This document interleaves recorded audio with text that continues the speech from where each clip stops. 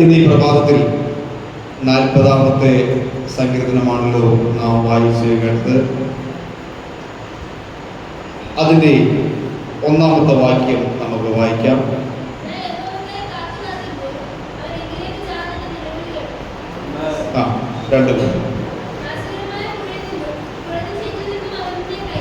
നാശകരമായ കുഴിയിൽ നിന്നും കുഴഞ്ഞ ചേറ്റിൽ നിന്നും അവൻ എന്നെ കയറ്റി എൻ്റെ കാലുകളെ ഒരു പാറമേൽ നിർത്തി എൻ്റെ ഗമനത്തെ സ്ഥിരമാക്കി. പ്രത്യേകം നമ്മുടെ സഭയിൽ നടക്കുന്ന ഉപവാസ പ്രാർത്ഥനയോടുള്ള ബന്ധത്തിൽ ഉപവാസത്തോടെ പ്രാർത്ഥനയോടെ കർത്താവിൻ്റെ പാദത്തിലായിരിക്കുന്ന പ്രിയ ദൈവജനത്തെ ഓർത്ത് ഞാൻ കർത്താവിനെ സ്തുതിക്കുന്നു, വാഴ്ത്തുന്നു. കഴിഞ്ഞ 2024 നമ്മളെ വിട്ട് കടന്നുപോയി.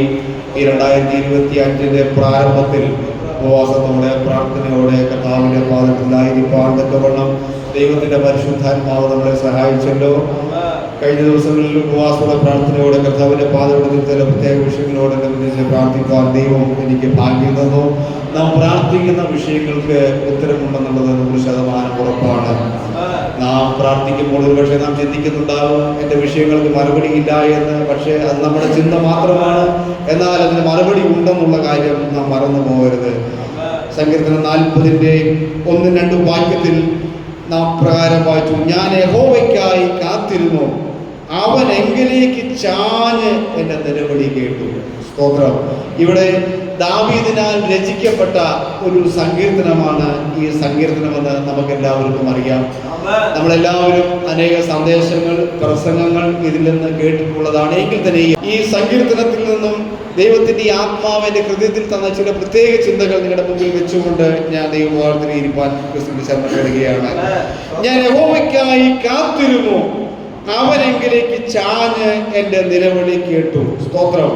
അപ്പോൾ കാത്തിരിക്കുന്നവന് മാത്രമേ കർത്താവിന്റെ ശബ്ദം കേൾക്കുവാൻ സാധ്യമാകുകയുള്ളൂ. ഈ പുതിയ വർഷത്തിൽ നീ ദൈവത്തിലേക്ക് കാത്തിരിക്കുവാൻ തയ്യാറായാൽ ദൈവശബ്ദം കേൾക്കുവാനായിട്ടിടയായി തീരും. സ്തോത്രം. നീ കാത്തിരിപ്പാൻ തയ്യാറായാൽ ദൈവവചനത്തിന്റെ ശക്തി നിന്റെ ജീവിതത്തിൽ വെളിപ്പെടുത്തി അവൻ നിന്നെ അനുഗ്രഹിക്കാൻ ശക്തനായി നമ്മോട് കൂടെയുണ്ട്. സ്തോത്രം. 2-ാമത്തെ വാക്യത്തിൽ ഇരിക്കുന്നു, നാശകരമായ കുഴിയിൽ നിന്നും കുഴഞ്ഞ ചേറ്റിൽ നിന്നും അവൻ എന്നെ കയറ്റി. Praise the Lord.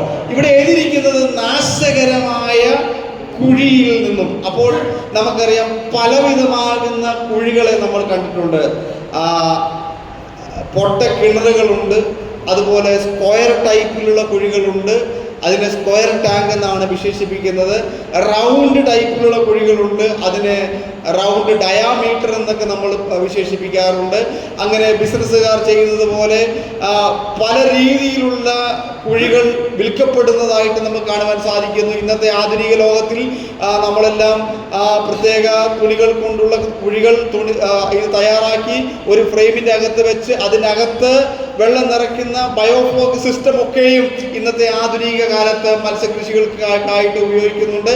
വലിയ വലിയ കുഴികളുണ്ട്. എന്നാൽ ഇതിലൊക്കെയും വ്യത്യസ്തകരമായ ഒരു കുഴിയാണ് ഇവിടെ പറയുന്നത്, നാശകരമായ കുഴി. സ്തോത്രം. നാം ചിന്തിക്കുമ്പോൾ ശവക്കുഴികളെ നമുക്ക് കാണുവാൻ സാധിക്കുന്നുണ്ട്. ഒരു മനുഷ്യന്റെ അവസാന നിമിഷം ഈ ഭൂമിയിൽ അവൻ എന്തൊക്കെ തന്നെ ഉണ്ടാക്കിയാലും അവന് കിട്ടുന്ന ഒരു കുഴിയാണ് എന്ത്? ശവക്കുഴി. സ്തോത്രം. മോഡേൺ ഭാഷയിൽ ഇപ്പോൾ കല്ലറ എന്നാണ് അതിന് പറയുന്നത്. എന്താണ് കുഴി എന്ന് പറയാൻ, ശവക്കുഴി എന്ന് പറയാൻ ആരും തയ്യാറാകുന്നില്ല. പക്ഷെ കല്ലറകൾ എന്ന് പറയാനാണ് അതിനെ എല്ലാവരും താല്പര്യപ്പെടുന്നത്. നമുക്ക് കല്ലറയെന്നും അതിനെ എന്ത് ചെയ്യാം, വിശേഷിപ്പിക്കാം. ഇവിടെ എഴുതിയിരിക്കുന്നു, നാശകരമായ കുഴിയിൽ നിന്നും കുഴഞ്ഞ ചേറ്റിൽ. അപ്പോൾ നാശകരമായ കുഴിയിൽ നിന്നും കുഴഞ്ഞ ചേറ്റിൽ നിന്നും അവൻ എന്നെ കയറ്റി. സ്തോത്രം. ക്രിസ്തുവാകുന്ന പാറമേൽ അവൻ എന്ത് ചെയ്തു? എന്നെ നിർത്തി. സ്തോത്രം. പ്രിയമുള്ളവരെ, നാം ഒരു കാലത്ത് ഹല്ലേലൂയ, നമുക്കിതിനൊന്നും യോഗ്യതയില്ലാതിരുന്നൊരു ദൈവത്തിന്റെ ഒന്നും യോഗ്യതയില്ലായിരുന്ന മക്കളായിരുന്നു. എന്നാൽ ദൈവം നമ്മളെ എന്ത് ചെയ്തു? യോഗ്യന്മാരാക്കി മാറ്റി. സ്തോത്രം. നമുക്ക് പ്രാർത്ഥിക്കുവാനോ അല്ലെങ്കിൽ ദൈവസന്നിധിയിൽ കടന്നു വരുവാനോ ഇതിനൊന്നും നമുക്കൊരു യോഗ്യതയില്ലായിരുന്നു. എന്നാൽ നമ്മുടെ യോഗ്യതയോ നമ്മുടെ മിടുക്കോ നമ്മുടെ കഴിവോ നമ്മുടെ പ്രാപ്തിയോ ഒന്നുമല്ല, ദൈവത്തിന്റെ കൃപയൊന്നു മാത്രമാണ് അവൻ നമ്മളെ തിരഞ്ഞെടുക്കുവാനായി ഇടയായിത്തീർന്നത്.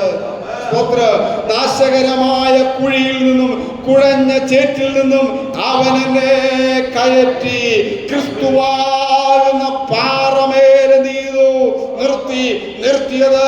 എന്റെ കാലുകളെ അവൻ നിർത്തിയിരിക്കുന്നത് ഒരു പാറമേലാണ്. ഇന്ന് ഈ പ്രഭാതത്തിൽ രക്ഷിക്കപ്പെട്ട് സ്നാനപ്പെട്ട് പരിശുദ്ധാത്മാഭിഷേകത്തിൽ ജീവിക്കുന്ന ഒരു ദൈവസഭയോടുള്ള ബന്ധത്തിൽ, ഒരു ദൈവവൈതലിനോടുള്ള ബന്ധത്തിൽ അവന് പറയുവാനായിട്ട് സാധിക്കും. പ്രയാസങ്ങൾ കടന്നു വരട്ടെ, പ്രതിസന്ധികൾ കടന്നു വരട്ടെ, രോഗങ്ങൾ കടന്നു വരട്ടെ, ദുഃഖങ്ങൾ കടന്നു വരട്ടെ, ഈ ശാലമൂലനാകുന്ന കൊടുങ്കാറ്റ് എന്റെ ജീവിതത്തിൽ നേരെ ആഞ്ഞടിക്കട്ടെ, അവൻ എന്നെ നിർത്തിയിരിക്കുന്നത് പാറമേലാണ്. അതുകൊണ്ട് ഞാൻ ഭാരപ്പെടുകയില്ല, അതുകൊണ്ട് ഞാൻ ക്ഷീണിക്കുകയില്ല, അതുകൊണ്ട് ഞാൻ കുലുങ്ങുകയില്ല. എന്തെല്ലാം രോഗങ്ങളും എന്തെല്ലാം ദുഃഖങ്ങളും എന്റെ ജീവിതത്തിൽ നേരെ ആഞ്ഞടിച്ചാലും ഞാൻ ഒരു നാളും കുലുങ്ങുകയില്ല. സ്തോത്രം. ഞാൻ നിൽക്കുന്നത് ഒരു പാറമേലാണ്. സ്തോത്രം. ഈറമേൽ നിൽക്കുന്നവൻ അവൻ വീഴുവാനായിട്ടിടയായിത്തീരും. എന്നാൽ പാറയിൽ നിൽക്കുന്നവൻ ഒരു നാളും വീഴുകയില്ല. അത് ക്രിസ്തുവാകുന്ന പാറയാണ്. സ്തോത്രം. എന്നെ ചിന്തിപ്പിച്ച ചില വ്യത്യസ്ത ചിന്തകളിലേക്ക് ഞാൻ ഓടിച്ചപ്പെട്ടുകൊണ്ട് എന്റെ ദൈവപാദത്തിൽ ഇനിയിപ്പം ഞാൻ ക്രിസ്തുവിൽ ശരണപ്പെടുകയാണ്. യോഹന്നാന്റെ സുവിശേഷത്തിലേക്ക് നമ്മൾ കടന്നു ചെല്ലാം. യോഹന്നാന്റെ സുവിശേഷം അതിന്റെ 19-ാമത്തെ അധ്യായം, അതിന്റെ 38 മുതൽ 42 വരെയുള്ള വാക്യങ്ങൾ നമുക്ക് വായിക്കാം. യോഹന്നാന്റെ സുവിശേഷം 19-ാം അധ്യായം, അതിന്റെ 38 മുതൽ 42 വരെയുള്ള വാക്യങ്ങൾ.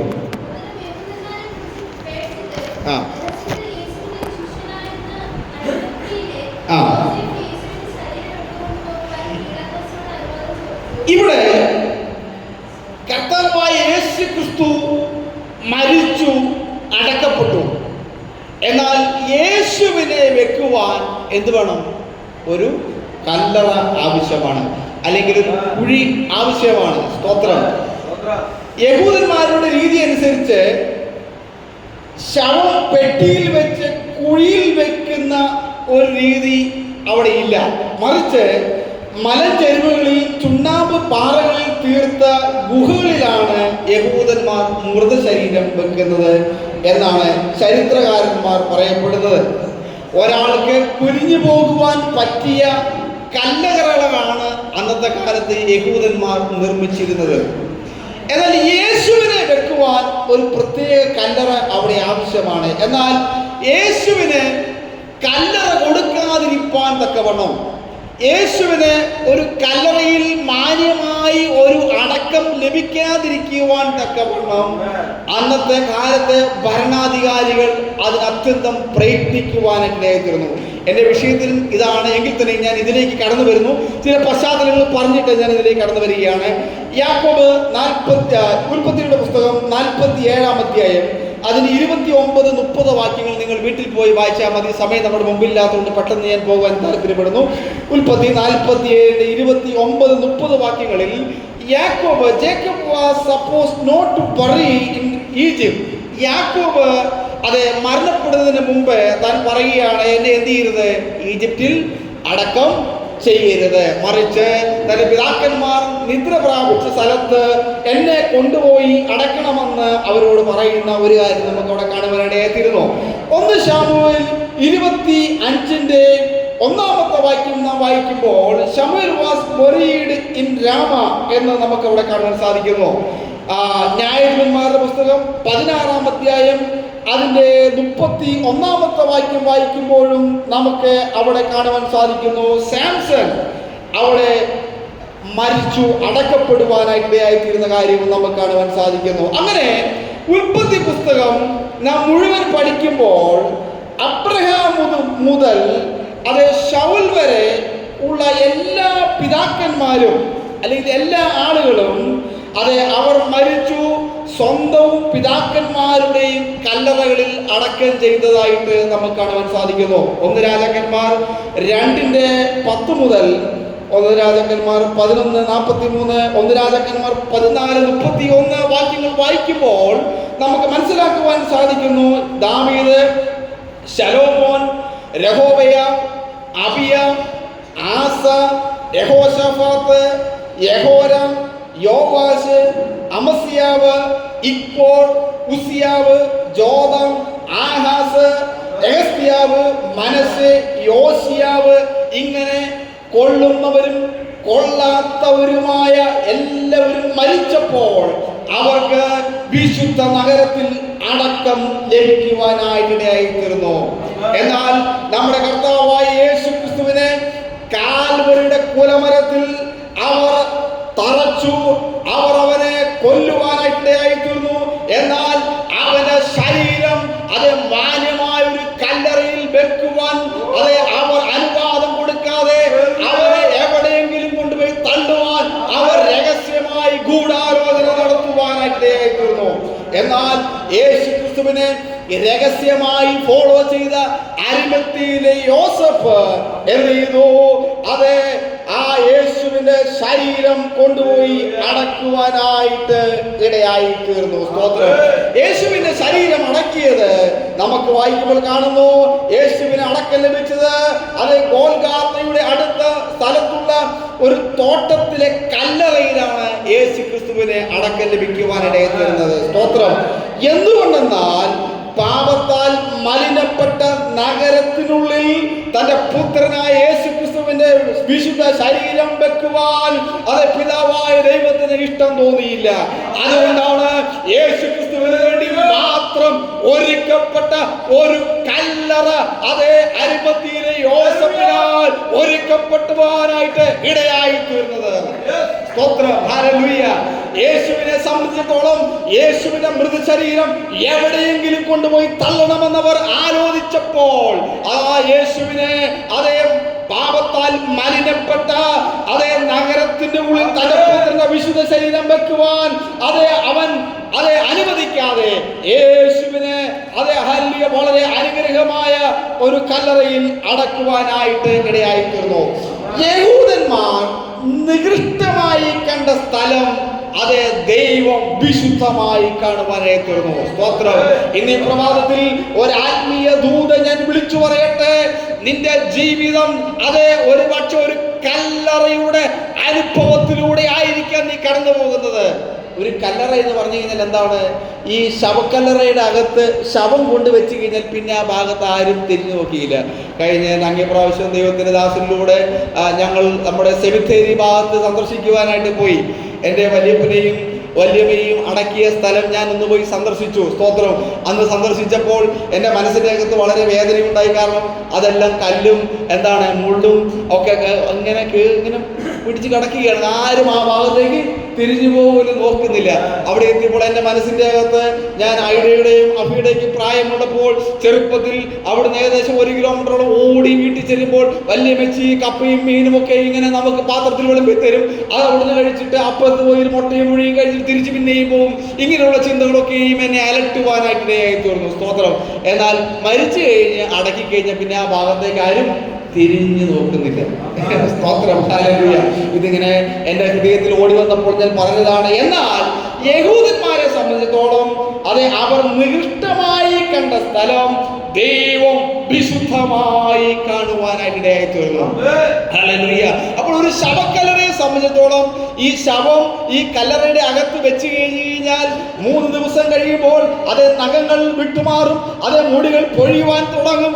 അതിനുശേഷം കുറച്ച് കഴിയുമ്പോൾ ഇത് വീർത്ത് പൊട്ടി ഇതിനകത്ത് പുഴു കയറി 1 മാസം കഴിയുമ്പോൾ അസ്ഥിയൊക്കെ വേർവിട്ട് ഇത് പിന്നെ വേറും അസ്ഥി ഗൂഢമായി മാറുവാനായി തീരും. എത്ര വേറെ ലെവലിൽ തേച്ചാലും, എത്ര സോപ്പിട്ട് കുളിച്ചാലും, എത്ര സ്പ്രേ അടിച്ചാലും, എത്ര ഒരുങ്ങി തുണി ഉടുത്ത് നടന്നാലും പിന്നെ ആ ഭാഗം ആരും ചിന്തിക്കുന്നില്ല. ആർക്കും ആരെയും വേണ്ട. സ്തോത്രം. ഹല്ലേലൂയ. മനുഷ്യൻ മരിച്ചത് ഇത്രയേ ഉള്ളൂ. സ്തോത്രം. പിന്നെ ആ മനുഷ്യനെ ആർക്കും വേണ്ട. സ്തോത്രം. ജീവനോടിരിക്കുമ്പോൾ പൊന്നെ ചക്കരെ മുത്തേ പാല് തേനെ എന്നൊക്കെ പറഞ്ഞിട്ട് ഒലിപ്പിക്കുന്ന ഒലിപ്പീരൊക്കെ കേട്ട് കഴിഞ്ഞാൽ മരിച്ചു കഴിഞ്ഞാൽ പിന്നെ ആ ഭാഗത്തേക്ക് ആരും തിരിഞ്ഞു നോക്കുന്നില്ല. അത്രയുള്ള ഒരു മനുഷ്യന്റെ പ്രതാപവും പ്രൗഢിയും എല്ലാം അതോടെ തിരികെയാണ്.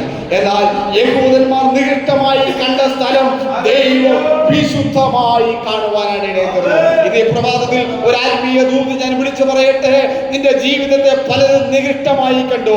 നിന്റെ വ്യക്തി ജീവിതത്തെ, നിന്റെ ഹല്ലേലൂയ രഹസ്യ ജീവിതത്തെ, നിന്റെ ആത്മീയ ജീവിതത്തെ നീ കർത്താവിന് വേണ്ടി ഇറങ്ങിയപ്പോൾ, നീ കർത്താവിന് വേണ്ടി ഹല്ലേലൂയ അത് പ്രവർത്തിക്കുവാൻ തുടങ്ങിയപ്പോൾ പലരും നിന്നെ നികൃഷ്ട ജീവി എന്ന് നിന്നെ പുച്ഛിച്ച് പറഞ്ഞപ്പോൾ ദൈവം അത് മാന്യമായി കണ്ടെങ്കിൽ, ദൈവം അത് വിശിഷ്ടമായി കണ്ടെങ്കിൽ, ഇന്ന് ഈ മണിക്കൂറിൽ പ്രഭാതത്തിൽ ഒരു ആത്മീയ ദൂത് പറയട്ടെ, മനുഷ്യർ നിന്നെ നികൃഷ്ട ജീവി എന്ന് വിളിച്ചാലും നീ ദൈവത്തിൽ വിശ്വസിക്കുന്നവനാണോ, നീ ദൈവത്തിന്റെ പൈതലാണോ, നീ രക്ഷിക്കപ്പെട്ടവനാണോ, നീ സ്നാനപ്പെട്ടവനാണോ, നീ ദൈവകൃപയിൽ ആശ്രയിക്കുന്ന ദൈവത്തിന്റെ പൈതലാണോ, നീ ദൈവത്താൽ വിശിഷ്ടനാണ്.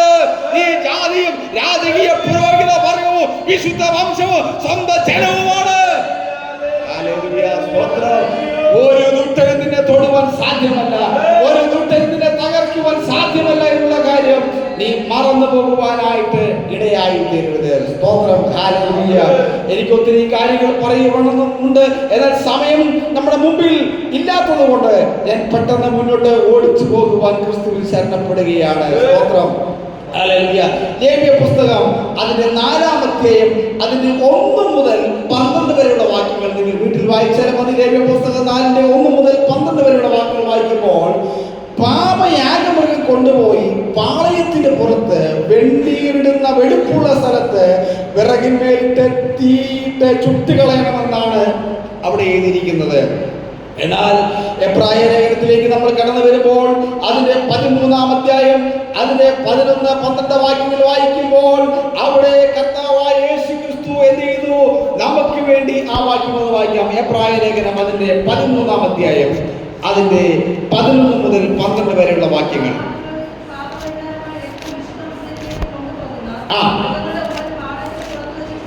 പാളയത്തിന് പുറത്ത് വെച്ച് ചുട്ടുകളഞ്ഞു. അങ്ങനെ യേശു സ്വന്തം രക്തത്താൽ ജനത്തെ വിശുദ്ധീകരിക്കേണ്ടതിന് നഗരവാതിലിന് പുറത്ത് വെച്ച് എന്ത് ചെയ്തു? കാറ്റം അനുഭവിച്ചു. പ്രിയമുള്ളവരെ, ഇന്ന് ഈ പ്രഭാതത്തിൽ ഒരു കാര്യം വിളിച്ചു പറയട്ടെ, നമ്മുടെ കർത്താവായ യേശു ക്രിസ്തു നമുക്ക് വേണ്ടി കാറ്റം അനുഭവിച്ചത് നഗരവാതിലിന് പുറത്ത് വെച്ച് അവൻ കാറ്റം അനുഭവിക്കുവാനായിട്ട് തീർന്നു. ഒരാടിന്റെ രക്തം, ഒരു ഹല്ലേലൂയ കോലാട്ടിന്റെ രക്തം, ഒരു കോഴിയെ കൊന്നതുകൊണ്ട്, ഒരാടിനെ കൊന്നതുകൊണ്ട് ഒരു മനുഷ്യന്റെ ജീവിതം വിശുദ്ധീകരിക്കുന്നില്ല. എന്നാൽ കർത്താവായ യേശു ക്രിസ്തു കാൽവരിയിൽ പിടഞ്ഞു മരിച്ചതുകൊണ്ട്, കർത്താവായ യേശു ക്രിസ്തുവിന്റെ ചോര ചൊരിഞ്ഞതുകൊണ്ട് നമുക്ക് രക്ഷ ലഭിക്കുവാനായിട്ടിടയായി തീർന്നു. ഹല്ലേലൂയ. കർത്താവായ യേശു ക്രിസ്തു നഗരവാതിലിനെ പുറത്ത് വെച്ച് ചെയ്തു കഷ്ടം അനുഭവിച്ചു. വായിക്കട്ടെ. ആകയാൽ നാം അവനെ തിന്ന ചുമന്നുകൊണ്ട് പാളയത്തിന്റെ പുറത്തേക്ക് ചെല്ലുക. സ്തോത്രം. പ്രിയമുള്ളവരെ, കർത്താവ് നമ്മളെ കുറിച്ച് ആഗ്രഹിക്കുന്നത്, കർത്താവ് നമുക്ക് വേണ്ടി നിന്ന ചുമന്നെങ്കിൽ നാം അവനെ നിന്ന ചുമക്കുവാനായിട്ടായിത്തീരണം.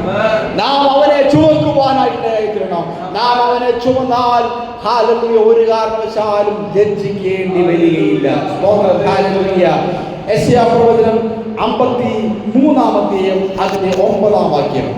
യെശയ്യാ പ്രവചനം 53-ന്റെ 9-ാമത്തെ വാക്യം.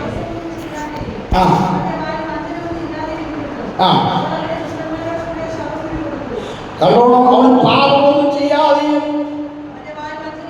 അവന്റെ വായിൽ വഞ്ചനയൊന്നുമില്ലാതെയും ഇരുന്നിട്ടോ അത് അവനവന് ദുഷ്ടന്മാരോടുകൂടെ കല്ലറ കൊടുത്തു. ഹല്ലേലൂയ. പ്രിയമുള്ളവരെ, എന്നാൽ നമ്മുടെ യേശു ക്രിസ്തുവിനെ ഹല്ലേലൂയ ആ കല്ലറയിൽ അടക്കുവാൻ ദൈവം അനുവദിക്കുവാനായിട്ടിടയായി തീർന്നില്ല. കല്ലറ സാധാരണ കൊടുക്കുന്നത് മഹാന്മാരായ വ്യക്തിക്ക് വേണ്ടിയിട്ടാണ്. അതേ കുരിശിൽ കൊന്ന ദുഷ്ടന്മാർക്കോ കൊലയാളികൾക്കോ കല്ലറ കൊടുക്കുന്ന പതിവ് യഹൂദ പ്രമാണമനുസരിച്ച്, യഹൂദ രീതി അനുസരിച്ചില്ല. ഹല്ലേലൂയ. എന്നാൽ ശവക്കുഴി കൊടുക്കുന്നത് ദുഷ്ടന്മാർക്കാണ്. ഹല്ലേലൂയ. എന്നാൽ നമുക്കറിയാം, അരിമത്തിയിലെ യോസഫ് ദൈവം അവന്റെ ഹൃദയത്തിൽ സംസാരിച്ച് ദൈവം അവനോട് ഇടപെട്ടതുകൊണ്ട് അതെ അവൻ എന്ത് ചെയ്തു? രഹസ്യമായി യേശുവിനെ ഫോളോ ചെയ്തതുകൊണ്ട് അതെ ഹല്ലേലൂയ അവനൊരു കല്ലറ കൊടുക്കുവാൻ ഇടയായിത്തീർന്നു. ഹല്ലേലൂയ. യഹൂദന്മാരെ ഭയന്നവൻ അതെ യേശുവിന്റെ മരണത്തിൽ യേശുവിന്റെ ശരീരം ചോദിച്ചു വാങ്ങി. എന്നിട്ട് അവൻ അത് ചെയ്തു, അവനെ കൊണ്ടുപോയി അടക്കുവാനായിട്ടിടയായി തീർന്നു. ഹല്ലേലൂയ. പ്രിയമുള്ളവരെ, ഇന്ന് ഈ പ്രഭാതത്തിൽ ഒരു കാര്യം വിളിച്ചു പറയട്ടെ. ഹല്ലേലൂയ. നമ്മുടെ ജീവിതത്തിൽ ഹല്ലേലൂയ നമ്മുടെ ജീവിതമാകുന്ന ഈ സാഗരത്തിൽ ഹല്ലേലൂയ അത് ഈ ഉദ്യാനങ്ങളുടെ നടുവിൽ ഒരു കല്ലറ പോലെയുള്ള ഒരു സംഭവം ഉണ്ടായിരിക്കാം. ഹല്ലേലൂയ. അത് ഒരുപക്ഷെ നാം പണിതിട്ടുണ്ടാകും, അതിനകത്ത് ആരെയും അടക്കിയിട്ടുണ്ടാകില്ല. സ്തോത്രം. ഹല്ലേലൂയ. ഈ കല്ലറയിൽ അത് യോസഫ് പണിതിട്ടു, ഇതിനകത്ത് ആരെയും അടക്കിയിട്ടില്ല. യോസഫിന്റെയും കുടുംബത്തെയും അടക്കുവാൻ വേണ്ടിയിട്ടാണ് അത് പണിതിട്ടത്. എന്നാൽ അത് യേശു മരിച്ചപ്പോൾ യോസഫ് വളരെ രഹസ്യമായി അത് യേശുവിനെ ആ കല്ലറയിലേക്ക് വെക്കുവാനായിട്ടിടയായി തീർന്നു. ജോസഫ് കല്ലറ പണിതത് തോട്ടത്തിലായിരുന്നു. സ്തോത്രം. നമ്മുടെ ജീവിതത്തിലെ ഉല്ലാസങ്ങളുടെ തോട്ടത്തിൽ ഒരു കല്ലറ ഉണ്ടായിരിക്കുന്നത് അത്ര നല്ലതല്ല. സ്തോത്രം. ഹല്ലേലൂയ. എങ്കിലും ഇന്ന് ഈ മണിക്കൂറിൽ ഒരു കാര്യം വിളിച്ചു പറയട്ടെ. നമ്മുടെ തീരാ ദുഃഖങ്ങളുടെ മധ്യത്തിൽ, നമ്മുടെ തീരാത്ത പ്രയാസങ്ങളുടെ മധ്യത്തിൽ, നമ്മുടെ തീരാത്ത വേദനയുടെ മധ്യത്തിൽ ഹല്ലേലൂയ ഒരു കല്ലറ പോലെയുള്ള ഒരു അനുഭവം നിന്റെ ജീവിതത്തിന്റെ അകത്തുണ്ടെങ്കിൽ ഹല്ലേലൂയ നാളുകളായി നീ അധ്വാനിക്കുന്നു, നാളുകളായി നീ പ്രയാസപ്പെടുന്നു, നാളുകളായി നീ ജീവിക്കുന്നു. ഹല്ലേലൂയ നിന്റെ ജീവിതത്തിന്റെ മധ്യത്തിൽ ഒരു കല്ലറ പോലെയുള്ള അനുഭവം ഉണ്ടെങ്കിൽ ഈ പ്രഭാതത്തിൽ ദൈവത്തിന്റെ പരിശുദ്ധാത്മാവ് നിന്നോട് വിളിച്ചു പറയുന്നു, ആ കല്ലറ യേശുവിന് വിട്ടുകൊടുക്ക. യേശു അതിനകത്ത് നിനക്ക് വേണ്ടി അത്ഭുതം ചെയ്യുവാൻ അവൻ ഈ പ്രഭാതത്തിൽ നമുക്ക് മധ്യത്തിലുണ്ട്. ഹല്ലേലൂയ. സ്തോത്രം, സ്തോത്രം. ഹല്ലേലൂയ. ആ യേശുവിന് വേണ്ടി ആ കല്ലറ അവൻ വിട്ടുകൊടുത്തപ്പോൾ അതിന്റെ അകത്ത് വലിയ അത്ഭുതം നടന്നു. എന്താണെന്ന് അറിയാമോ? യോസഫ് യേശുവിന് വേണ്ടി ആ കല്ലറ വിട്ടുകൊടുത്തപ്പോൾ അത്രയും കാലത്തില്ലായിരുന്ന ഒരു സെക്യൂരിറ്റി ആ കല്ലറയ്ക്ക് ചുറ്റും വരുവാനായിരുന്നു. റോമാ ഗവൺമെന്റിന്റെ ഇമ്പീരിയൽ മുദ്ര വെച്ചുകൊണ്ട് ആ കല്ലറയെ പൂട്ടിക്കളഞ്ഞു. അതേ കല്ലറയ്ക്ക് ചുറ്റും കാവൽ ഭടന്മാരെ വെച്ചു. പോരാ, അതിന്റെ മുകളിൽ ഒരു വലിയ കല്ലുകൊണ്ട് ഉരുട്ടി വെച്ചു. ഹല്ലേലൂയ. ഇത്രയൊക്കെ സെക്യൂരിറ്റി ഉണ്ടായിട്ടും അതേ മൂന്നാം ദിവസം യേശു കല്ലറയെ പൊളിച്ച് അവൻ ഉയർത്തെഴുന്നേറ്റു. ആ ഉയർപ്പിന്റെ ദിനമാണ് ഇന്ന് ഈ പ്രഭാതം. ആ ഉയർപ്പിന്റെ ശക്തിയാണ് ഇന്ന് ഈ പ്രഭാതം. ഹല്ലേലൂയ. ആ ഉയർപ്പിന്റെ ശക്തി പ്രാപിച്ച ദൈവത്തിന്റെ ജനം ആത്മാവിൽ കർത്താവിനെ സ്തുതിക്കട്ടെ.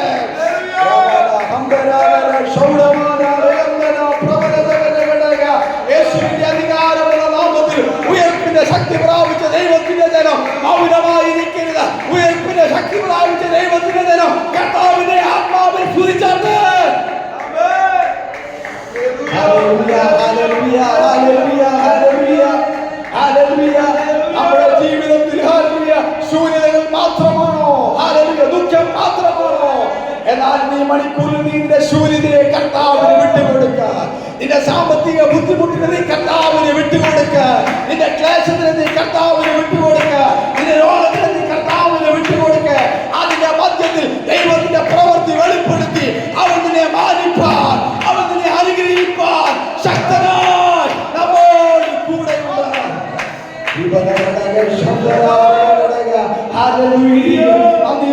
കർത്താവിനെ സ്തുതിക്കുകയാണ്. അവൻ സ്വന്തമായി കല്ലറ പണിതു. എന്നാൽ അവനെ സ്വന്തം കല്ലറ അവൻ യേശുവിന് വേണ്ടി വിട്ടുകൊടുത്തു. ഈ പ്രഭാതത്തിൽ ഒരു ആത്മീയ ദൂതൻ ഞാൻ വിളിച്ചു പറയട്ടെ. നീ സ്വന്തമായി പണിതെടുത്ത പല സ്വന്തം കല്ലറകളുടെ ജീവിതത്തിൽ ഒളിഞ്ഞിരിക്കുകയാണ്. അതൊരു പക്ഷേ നിന്റെ പലവിധമായ പ്രയാസങ്ങളായിരിക്കാം. അതെ, നിന്നെ പിന്തുടർന്ന പാപ സ്വഭാവങ്ങളായിരിക്കാം. നിനക്ക് ആ പാപത്തിൽ നിന്ന് വിട്ടുപോകണമെന്നുണ്ട്. എന്നാൽ നിനക്ക് കഴിയുന്നില്ല. നിനക്ക് കർത്താവിനെ ആരാധിക്കുവാൻ താല്പര്യമുണ്ട്, നിനക്ക് കഴിയുന്നില്ല. നിനക്ക് പ്രാർത്ഥിക്കണമെന്ന് താല്പര്യമുണ്ട്. എന്നാൽ നീ ആയിട്ട് സ്വന്തം പണിതെടുത്ത ആ കല്ലറ ഇന്ന് ഈ പ്രഭാതത്തിൽ നീ യേശുവിന് വിട്ടുകൊടുത്താൽ, യേശുവിന് വിട്ടുകൊടുത്താൽ അവൻ അതിൽ പണിയെടുക്കുവാൻ തയ്യാറായി നമ്മോട് കൂടെയുണ്ട്. അതെ, അതിന്റെ അകത്ത് യേശുവിന്റെ ജീവൻ വെളിപ്പെടുത്തി ഹല്ലേലൂയ, പുതിയ ഉണർവിന്റെ ശക്തി വെളിപ്പെടുത്തുവാൻ അവൻ ശക്തനായി നമ്മോട് കൂടെയുണ്ട്. ഹല്ലേലൂയ. അത് യേശു കല്ലറയ്ക്ക് മഹത്വം ചാർത്തി അവൻ 3-ാം നാൾ ഉയർത്തെഴുന്നേറ്റു. ഹല്ലേലൂയ. പ്രിയമുള്ളവരെ, നമ്മുടെ യേശു അതേ ഇന്നും ജീവിക്കുന്ന ദൈവമാണ്. ലൂക്കോസിന്റെ സുവിശേഷം 5-ാം അധ്യായത്തിലേക്ക് നമുക്ക് കടന്നു വരാം. ലൂക്കോസിന്റെ സുവിശേഷം 5-ാമത്തെ അധ്യായം. ലൂക്കോസിന്റെ സുവിശേഷം 5-ാമത്തെ അധ്യായം. അതിന്റെ ലൂക്കോസിന്റെ സുവിശേഷം 5-ാം അധ്യായത്തിൽ അതിന്റെ 13-ാമത്തെ വാക്യം വായിക്കാം. യേശു കൈനീട്ടി അവനെ തൊട്ടു, എനിക്ക് മനസ്സുണ്ട്, ശുദ്ധമാക എന്ന് പറഞ്ഞു. ഉടനെ കുറ്റം അവനെ ചെയ്തു വിട്ടുമാറി. സ്തോത്രം.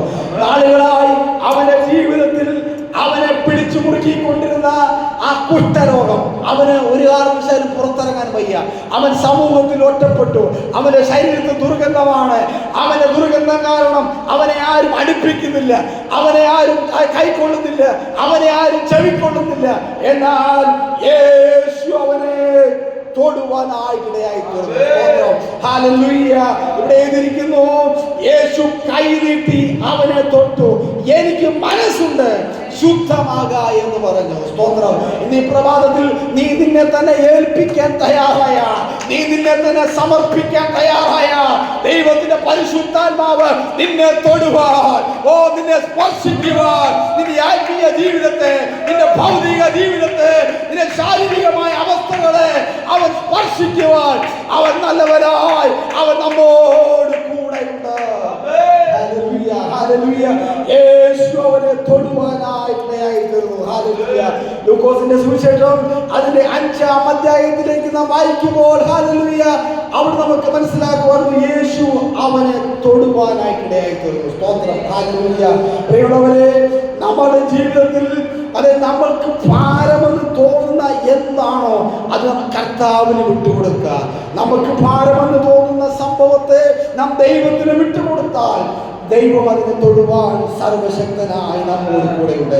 മത്തായിയുടെ സുവിശേഷം 14-ാം അധ്യായം അതിന്റെ 15-ാമത്തെ വാക്യം. മത്തായി 14-ന്റെ 15-ാമത്തെ വാക്യം. അവിടെ പ്രകാരം എഴുതിയിരിക്കുന്നു, വൈകുന്നേരമായപ്പോൾ ശിഷ്യന്മാർ അവന്റെ അടുക്കൽ ചെന്നു. ഈ സ്ഥലം മരുഭൂമിയല്ലോ.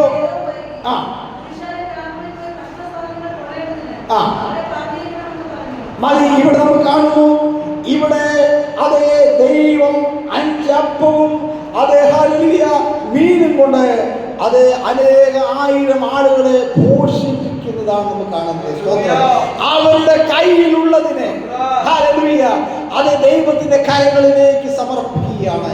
ഈ 2025 തുടക്കത്തിൽ ഒരു ആത്മീയ ദൂത് ഞാൻ വിളിച്ചു പറയട്ടെ, നിന്റെ കയ്യിലുള്ളത് ഒരു ചെറിയ അംശമായിരിക്കാം, നിന്റെ കയ്യിലുള്ളത് ഒരു ചെറുതായിരിക്കാം. നീ അതിനെ കർത്താവിന് കൊടുക്കുവാൻ തയ്യാറായാൽ അതിനെ മൾട്ടിപ്ലൈ ചെയ്ത് അതിനെ ഹല്ലേലൂയ നുറുക്കി അത് മാനിപ്പാൻ ശക്തൻ അവൻ നമ്മോട് കൂടെയുണ്ട്.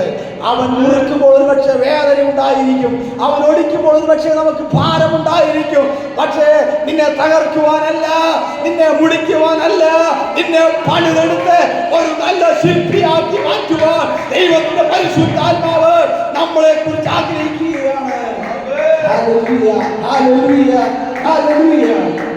യോഹന്നാന്റെ സുവിശേഷം 11-ാം അധ്യായം അതിന്റെ 17-ാമത്തെ വാക്യം. യോഹന്നാൻ 11-ന്റെ 17-ാമത്തെ വാക്യം.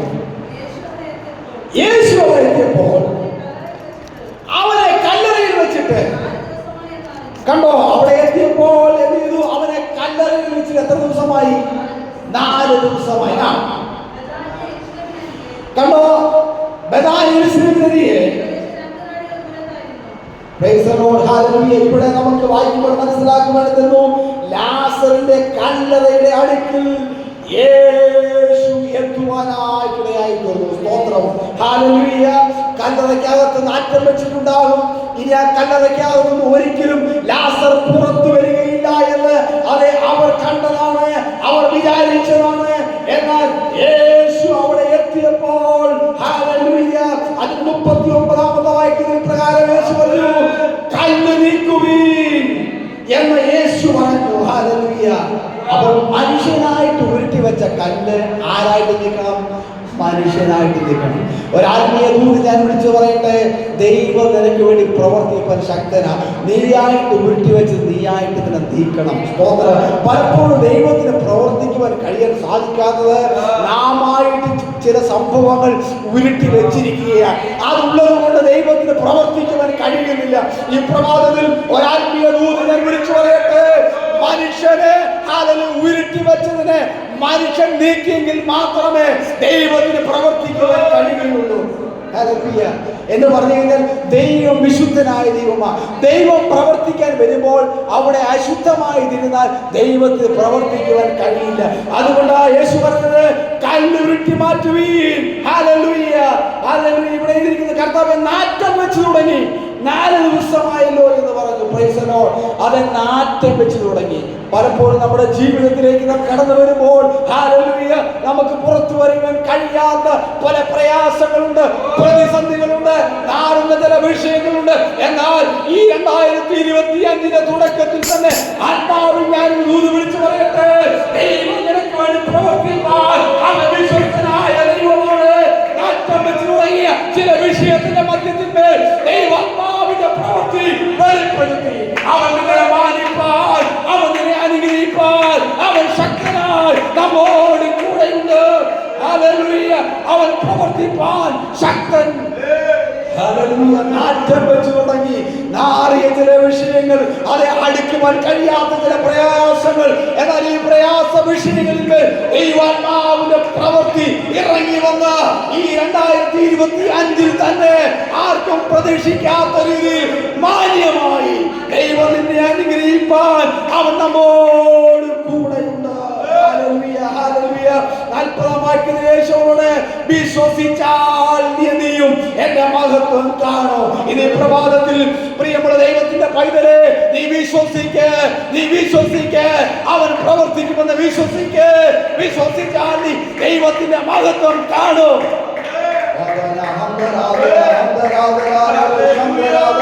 ദൈവാത്മാവിനെ വിളിച്ചു പറയാ, ഈ 2025 നീ വിശ്വസിക്ക്. നീ വിശ്വസിച്ചാൽ നീ ദൈവത്തിന്റെ മഹത്വം കാണും. ജീവിതത്തിൽ അവരുടെ തലമുറയിൽ നമ്മുടെ സഭയുടെ അകത്ത് ഒരു വലിയ ദൈവത്തിന്റെ പ്രവൃത്തി വെളിപ്പെടുത്തി ദൈവം നമ്മെ മാനിപ്പാൻ സർവശക്തനായി നമ്മോട് കൂടെയുണ്ട്. ഈ ഉപവാസത്തിന്റെ അവസാന ദിവസത്തിൽ അത് ദൈവത്തിന്റെ മരണത്തിൽ നിന്നോട് ഞാൻ വിളിച്ചു പറയട്ടെ, വിശ്വസിച്ചാൽ നീ ദൈവത്തിന്റെ മഹത്വം കാണും. ഹല്ലേലൂയ. അതേ ഹല്ലേലൂയ.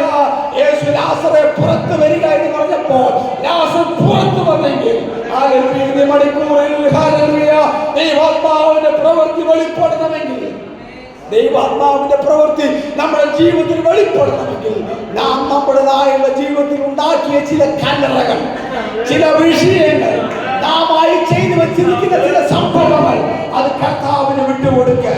അത് കർത്താവിന് വിട്ടുകൊടുക്ക. വിട്ടുകൊടുത്തില്ല എങ്കിൽ ഹല്ലേലൂയ, നീ ഏൽപ്പിച്ചില്ല എങ്കിൽ അത് നീ നാറ്റത്തിനും കാരണമായി തീരും. Hallelujah, hallelujah. അത് എന്റെ മനസ്സിൽ കർത്താവ് പ്രകാരം ഇടപെടുന്നു. നീ ദൈവത്തിന് നിന്നെ തന്നെ വിട്ടുകൊടുത്തില്ല എങ്കിൽ, അത് ദൈവാലോചനയ്ക്ക് വിധേയപ്പെട്ടില്ല എങ്കിൽ, നീ ദൈവാലോചനയ്ക്ക് കീഴ്പ്പെട്ടില്ല എങ്കിൽ, അത് നീ മാനത്തിന് പകരം ഹല്ലേലൂയ നാറ്റത്തിനും കാരണമായി തീരുവാനിടയായി തീരും. എന്നാൽ ദൈവം നമ്മളെ കുറിച്ച് ആഗ്രഹിക്കുന്നത് നാം കർത്താവിന് വേണ്ടി നമ്മെ തന്നെ ഏൽപ്പിച്ചു കൊടുക്കാം. നാം കർത്താവിന് വേണ്ടി നമ്മെ തന്നെ വിട്ടുകൊടുക്കാം. നാശകരമായ കുഴിയിൽ നിന്നും, കുടിഞ്ഞ ചേറ്റിൽ നിന്നും അവനെ ചെയ്തു കയറ്റി, അവനെ ഒരു പാറമേ നിർത്തി. ഹല്ലേലൂയ. അതുകൊണ്ട് പ്രയാസങ്ങൾ കടന്നു വരട്ടെ, പ്രതിസന്ധികൾ കടന്നു വരട്ടെ, രോഗങ്ങൾ കടന്നു വരട്ടെ, ദുഃഖങ്ങൾ കടന്നു വരട്ടെ. ദൈവം എന്നെ നിർത്തിയതാണ്. ഹല്ലേലൂയ. മനുഷ്യനല്ല നിന്നെ നിർത്തിയിരിക്കുന്നത്, ദൈവമാണ് നിർത്തിയിരിക്കുന്നത്. മനുഷ്യൻ നിർത്തിയതല്ല, ദൈവമാണ് നിർത്തിയിരിക്കുന്നത്. മനുഷ്യനല്ല നിന്നെ നടത്തുന്നത്, ദൈവമാണ് നിന്നെ നടത്തുന്നത്. ഹല്ലേലൂയ. ഈ നാടുകളിൽ അവൻ നമ്മെ നടത്തുവാൻ ശക്തനായി നമ്മോട് കൂടെയുണ്ട്. ഈ വചനങ്ങളാൽ ദൈവം നമ്മെ ധാരാളമായി അനുഗ്രഹിക്കുവാനാകട്ടെ. ഇത്രത്തോളം സമയം അനുവദിച്ചെന്ന് ദൈവദാസനോട് സഭയോട് നന്ദി അറിയിക്കുന്നു. ദൈവപാദത്തിലിരിക്കുന്നു.